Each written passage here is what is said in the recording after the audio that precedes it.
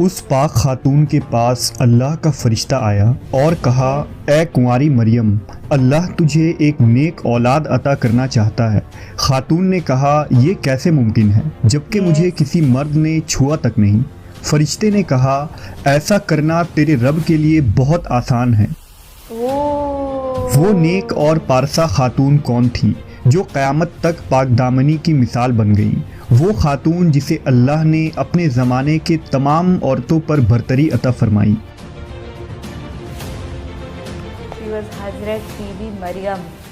حضرت be be مریم علیہ السلام کے والد کا نام عمران اور والدہ کا نام حنہ تھا۔ حضرت عمران حضرت سلیمان علیہ السلام کی اولاد میں سے تھے اور ان کی اہلیہ حنہ داؤد علیہ السلام کی اولادوں میں سے تھیں۔ حضرت عمران بنی اسرائیل میں بڑے عابد، زاہد اور عالم تھے، اس لیے مسجد اقصی کی امامت لوگوں نے آپ کے سپرد کی ہوئی تھی۔ حضرت حنہ کے ہاں اولاد نہ تھی۔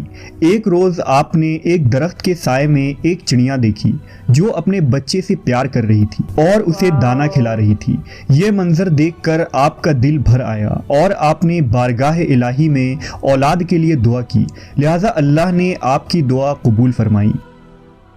حضرت مریم کی پیدائش سے قبل آپ کی والدہ نے منت مانی کہ اپنی اولاد کو بیت المقدس کی خدمت کے لیے نذر کر دیں گی۔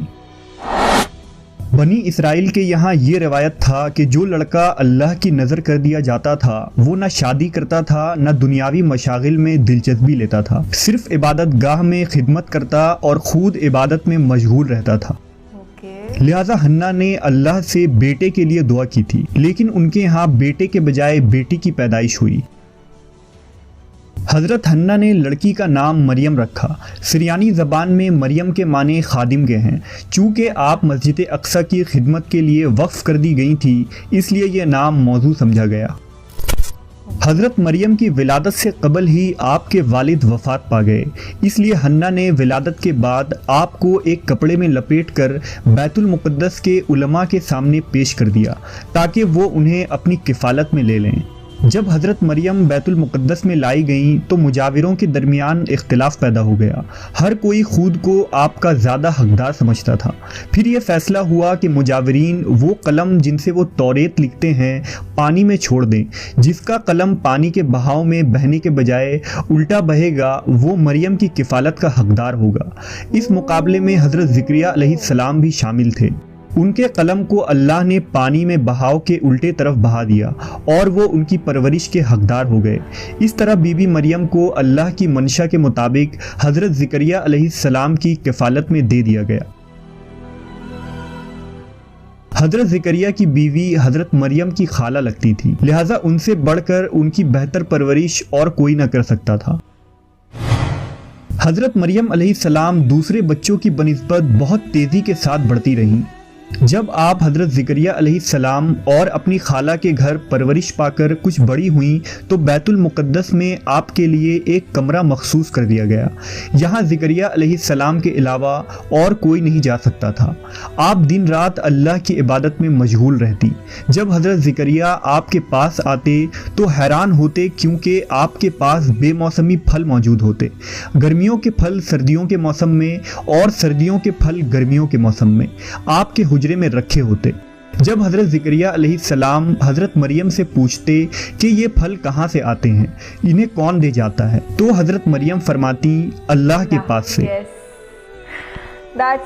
اللہ نے بی بی مریم کو پسندیدہ اور مومنہ بندی میں شمار کیا تھا، جیسا کہ سورہ آل عمران میں ارشاد ہوا، اور جب فرشتوں نے کہا، اے مریم، بے شک اللہ نے چن لیا ہے تمہیں اور خوب پاک کر دیا ہے اور پسند کیا ہے تمہیں سارے جہان کی عورتوں سے، اے مریم خلوص سے عبادت کرتی رہو اپنے رب کی اور سجدہ اور رکوع کرنے والوں کے ساتھ۔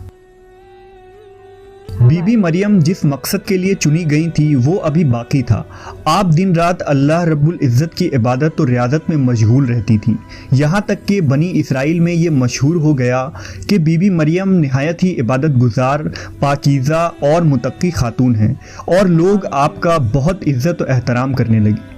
پھر وہ وقت آیا جب جبرائیل علیہ السلام حضرت مریم کے پاس تشریف لائے۔ بی بی مریم ایک غیر مرد کو اپنے حجرے میں دیکھ کر پریشان ہو گئیں۔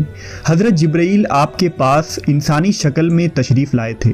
حضرت مریم آپ کو دیکھ کر بولی، اگر تو کوئی خدا ترس انسان ہے تو تجھ سے خدائے رحمان کی پناہ مانگتی ہوں۔ حضرت جبرائیل آپ کو تسلی دیتے ہوئے اور پیغام الہی سے باخبر کرتے ہوئے فرماتے ہیں، میں تو تیرے رب کا فرس داتا ہوں اور اس لیے بھیجا گیا ہوں کہ تجھے ایک پاکیزہ لڑکا دوں۔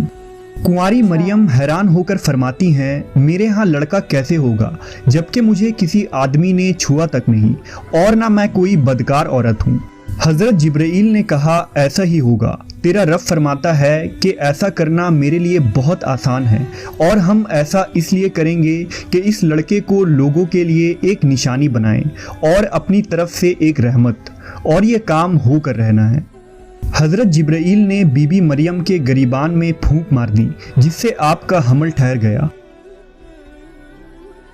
جب حضرت مریم حاملہ ہوئیں تو یہ خبر بنی اسرائیل میں عام ہو گئی کہ حضرت مریم حاملہ ہو گئی ہیں۔ اس پر بہت سے لوگوں نے زکریا علیہ السلام کے گھر آنا جانا بند کر دیا اور آپ پر الزام بہتان لگانے لگے۔ حضرت مریم بیت المقدس سے نکل گئیں اور دور ایک مقام پر جا کر ٹھہری۔ آپ اس مقام پر تنہا رہ رہی تھی کہ ایک دن آپ کو درد ذہ شروع ہو گیا۔ آپ نے ایک درخت کا سہارا لیا اور تنے کو پکڑ کر نیچے بیٹھ گئیں۔ آپ جس درخت کے پاس بیٹھی تھیں وہ ایک خشک درخت تھا۔ جب آپ اس درخت کو ہلاتیں تو معجزے سے وہ درخت سرسبز ہو کر پھل دیتا تھا۔ اچھا۔ حضرت مریم درد سے بے چین تھیں، بدنامی کا خیال تھا۔ آخر گھبرا کر کہنے لگیں کہ کاش میں پہلے مر گئی ہوتی اور بھولی بسری ہو گئی ہوتی۔ اس مشکل وقت میں اللہ نے حضرت مریم کے قدموں کے قریب ایک نہر جاری کر دیا۔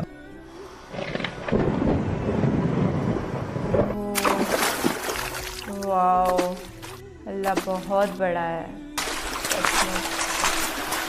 اور ندا آئی کہ پانی پیو اور کھجور کھاؤ تاکہ جسم کو تقویت پہنچے، پھر اپنی اولاد کو دیکھ کر آنکھوں کو ٹھنڈک پہنچاؤ۔ اسی عالم میں حضرت عیسیٰ علیہ السلام کی پیدائش ہو گئی۔ آپ اپنے بیٹے کو لے کر قوم کے پاس آئیں۔ قوم کے لوگ آپ کے گود میں بچہ دیکھ کر غضبناک ہو گئے اور الزام لگانا شروع کر دیا۔ ہر طرف سے لوگ تانا دے رہے تھے۔ حالت زار تنگ ہو گئی۔ تب مریم علیہ السلام نے بچے کی طرف اشارہ کرتے ہوئے کہا کہ اس بچے سے بات کر لو، تمہیں تمہارے سارے سوالات کے جواب مل جائیں گے۔ سرکش لوگوں نے کہا، بھلا یہ دودھ پیتا بچہ ہمارے سوال کا جواب کیسے دے گا؟ اچانک عیسیٰ علیہ السلام نے بولنا شروع کر دیا۔